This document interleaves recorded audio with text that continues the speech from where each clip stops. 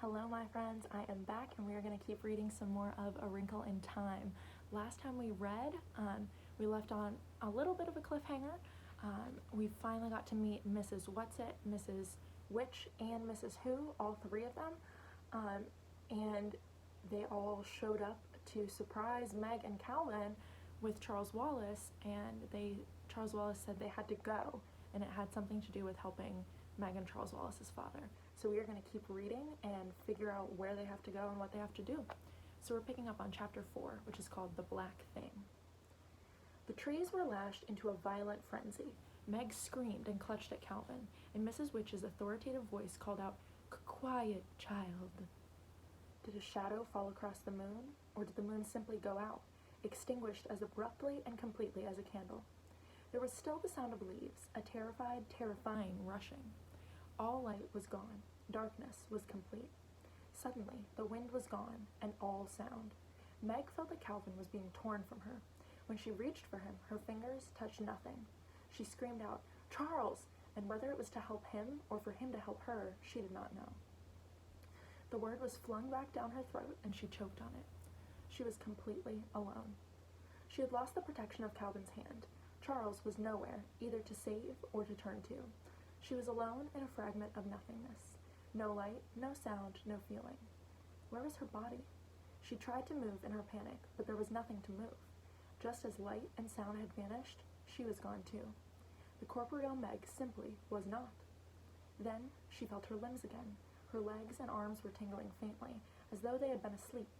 She blinked her eyes rapidly, but though she herself was somehow back, nothing else was. It was not as simple as darkness or absence of light. Darkness has a tangible quality. It can be moved through and felt. In darkness, you can bark your shins. The world of things still exists around you. She was lost in a horrifying void. It was the same way with the silence. This was more than silence. A deaf person can feel vibrations. Here, there was nothing to feel. Suddenly, she was aware of her heart beating rapidly within the cage of her ribs. Had it stopped before? What had made it start again? The tingling in her arms and legs grew stronger, and suddenly she felt movement. This movement, she felt, must be the turning of the earth, rotating on its axis, traveling its elliptic course about the sun. And this feeling of moving with the earth was somewhat like the feeling of being in the ocean.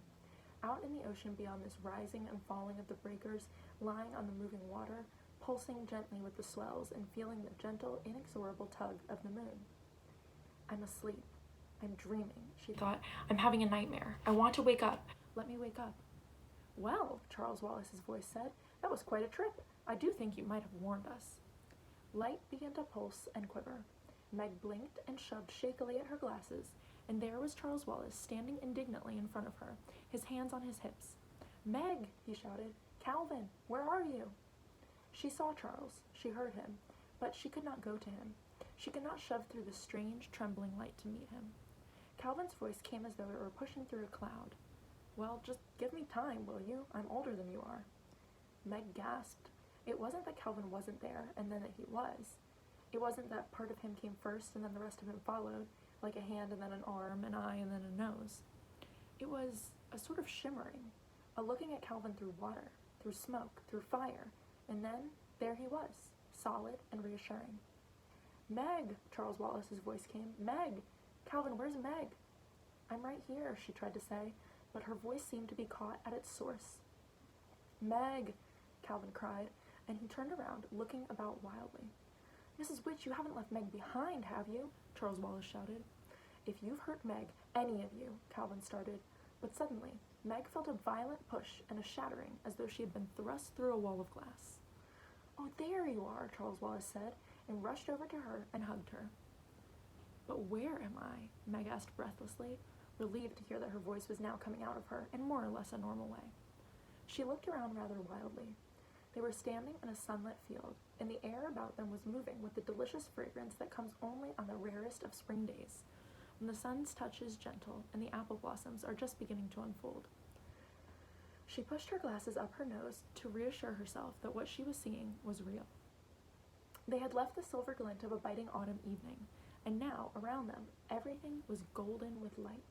The grasses of the field were a tender, new green, and scattered about were tiny, multicolored flowers. Meg turned slowly to face a mountain reaching so high into the sky that its peak was lost in a crown of puffy white clouds. From the trees at the base of the mountain came a sudden singing of birds. There was an air of such ineffable peace and joy all around her that her heart's wild thumping slowed. "When shall we meet thee again?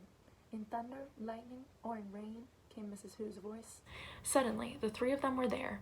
Mrs. Whatsit with her pink stole askew, Mrs. Who with her spectacles gleaming, and Mrs. Witch, still little more than a shimmer. Delicate, multicolored butterflies were fluttering about them, as though in greeting. Mrs. Whatsit and Mrs. Who began to giggle, and they giggled until it seemed that, whatever their private joke was, they would fall down with the wild fun of it. The shimmer seemed to be laughing too. It became vaguely darker and more solid, and then there appeared a figure in a black robe and a black peaked hat, beady eyes, a beaked nose, and long gray hair. One bony claw clutched a broomstick.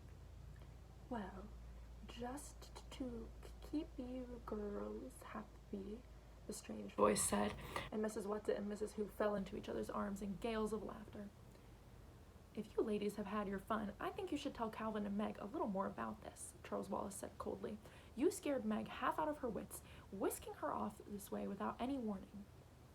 "Finxurant animi raro et propaque loquentis," Mrs. Who intoned. "Horace, to action little, less to words inclined."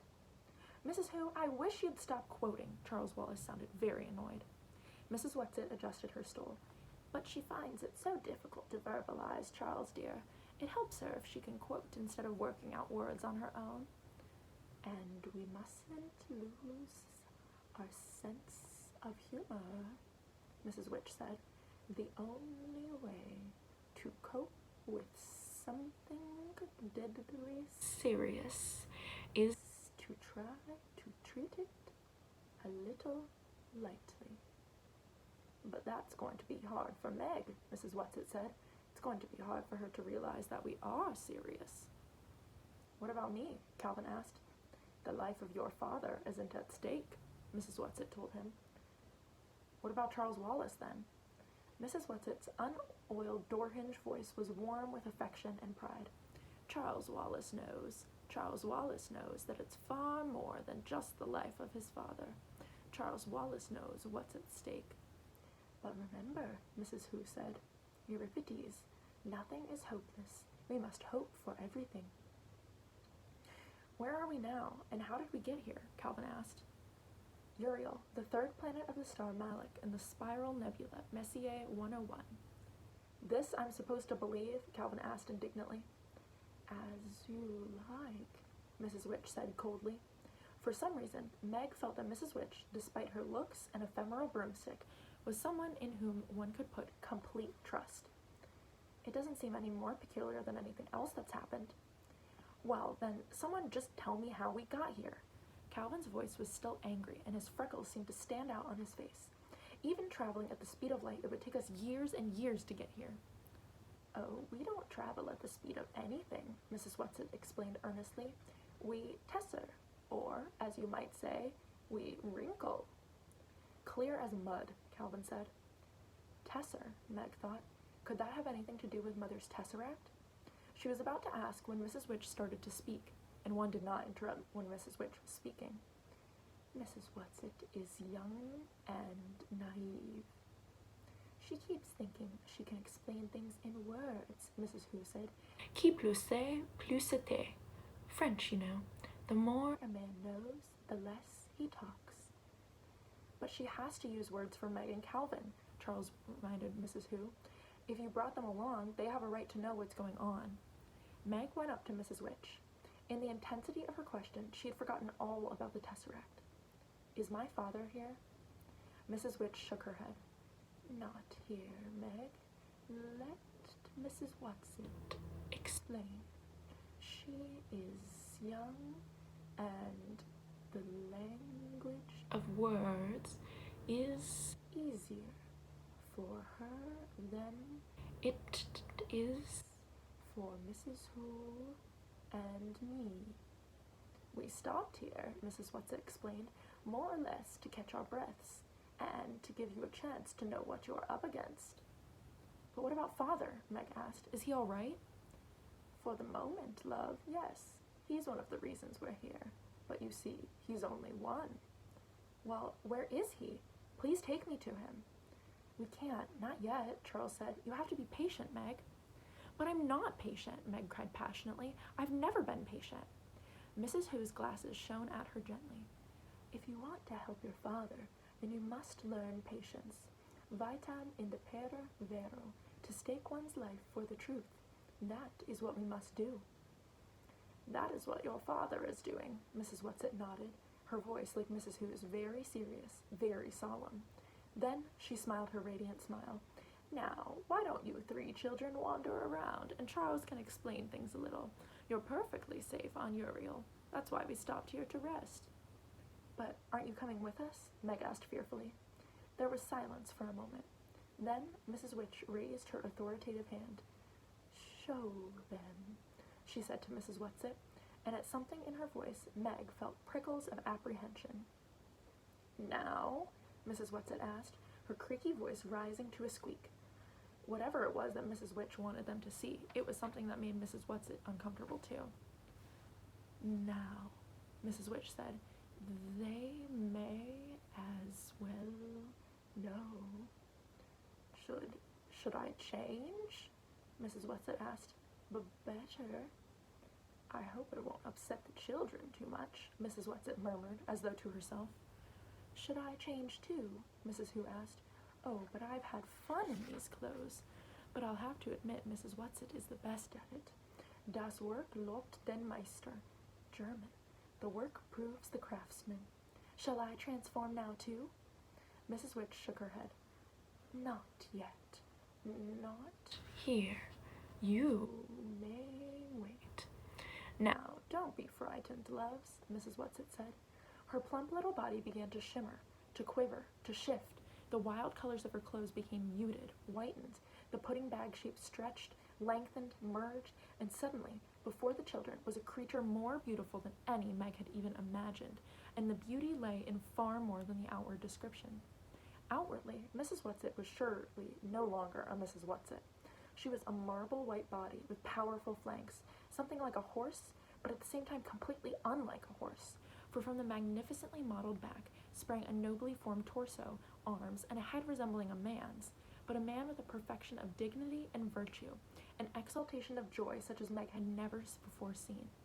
No, she thought, it's not like a Greek centaur, not in the least. From the shoulders slowly a pair of wings unfolded, wings made of rainbows, of light upon water, of poetry. Calvin fell to his knees. No, Mrs. Whatsit said, though her voice was not Mrs. Whatsit's voice. Not to me, Calvin, never to me. Stand up.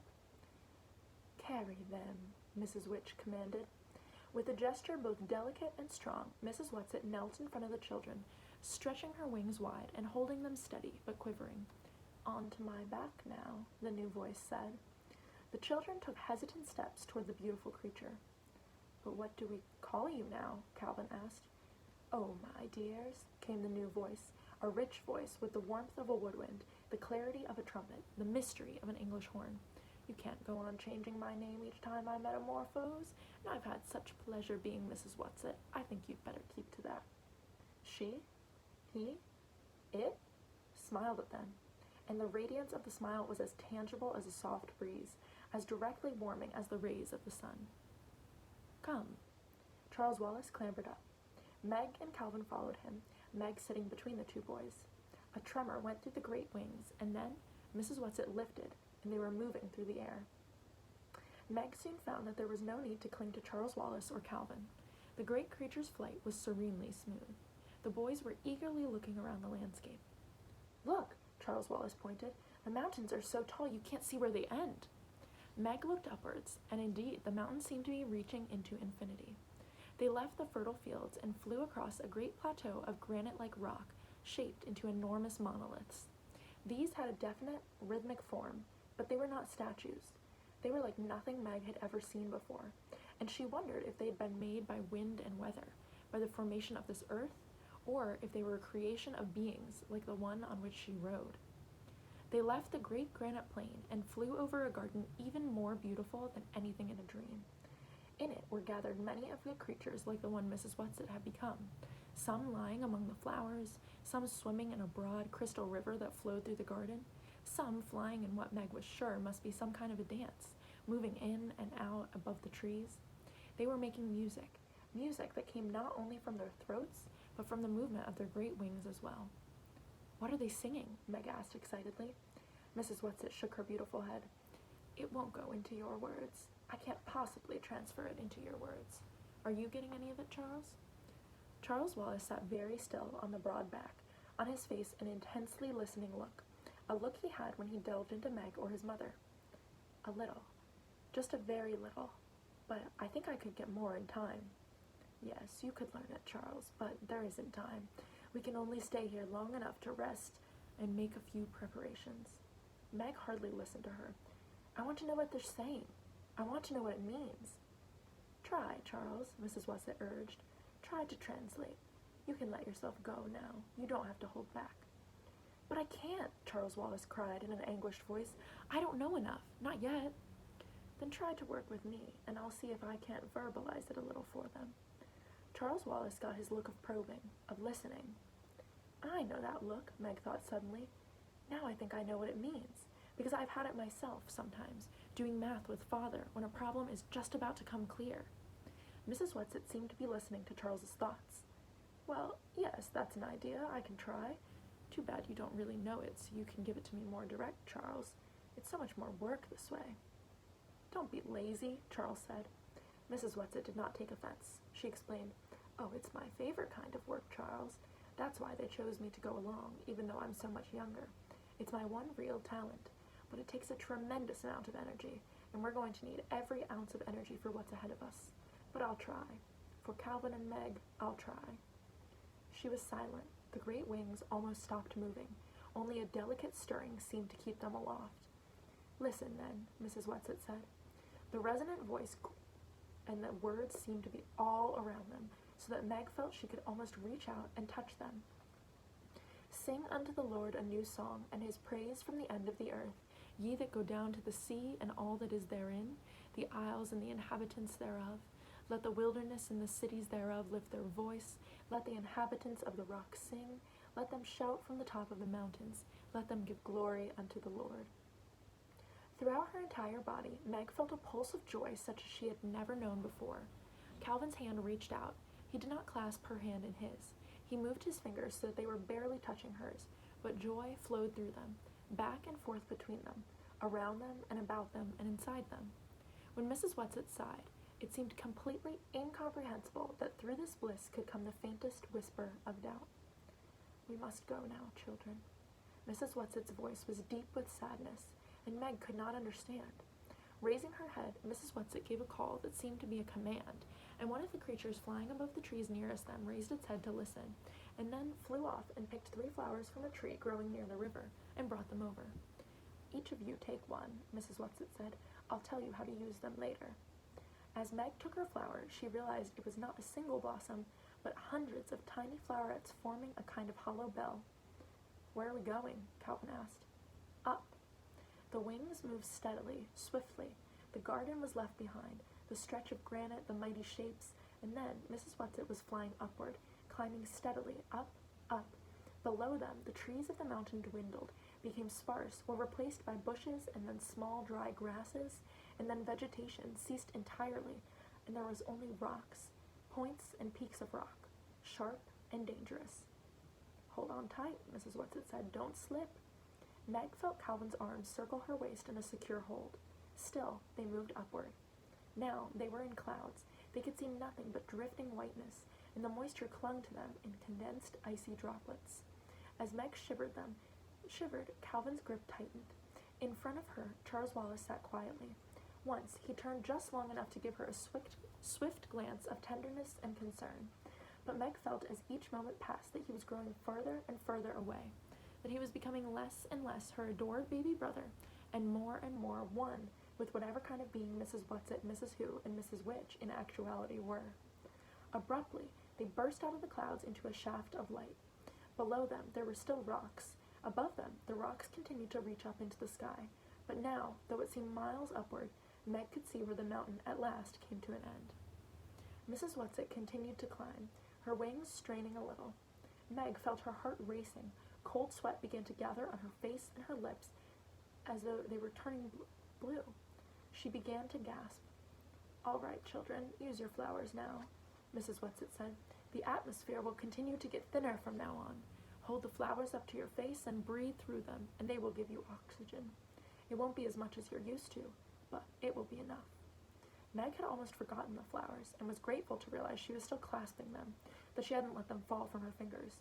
She pressed her face into the blossoms and breathed deeply. Calvin still held her with one arm, but he too held the flowers to his face. Charles Wallace moved the hand with the flowers slowly, almost as though he were in a dream. Mrs. Whatsit's wings strained against the thinness of the atmosphere.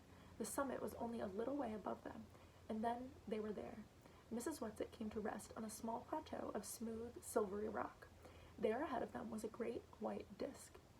"One of Uriel's moons," Mrs. Whatsit told them, her mighty voice faintly breathless.